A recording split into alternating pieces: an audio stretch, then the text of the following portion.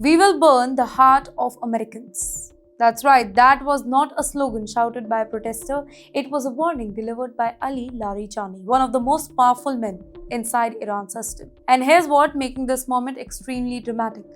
Ali Larijani is not always seen as a hardliner. Years ago, he was part of Iran's diplomatic face to the world. He played a role during the negotiations that led to the Joint Comprehensive Plan of Action, the nuclear agreement between Iran and the world powers in 2050. He was viewed as calm, calculated, even philosophical, a man who believed in strategy over slogan. But today the tone has changed. After the killing of their supreme leader, Ali Khamenei, Iran's power structure moved quickly. The Supreme National Security Council, the body that decides Iran's top security and military responses, became the nerve center of action. And Ali Larijani is now the heart of the response. Let me tell you what he's saying here.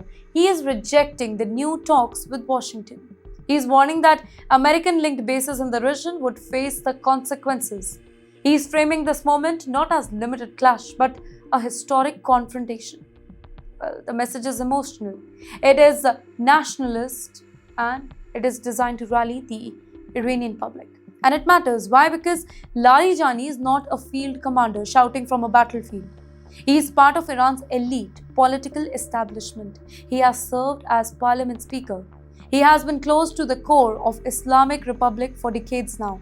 So when somebody like him, it shifts from negotiation language to retaliation language, well, it sends a message. It signals a strategic change, and that too in Iran's leadership. And the whole region is already tense. The United States maintain thousands of troops across Iraq, Syria, and the Gulf states. Israel remains on high alert. Iran-backed groups in Iraq, Lebanon, and Yemen, they have increased rhetoric and activity.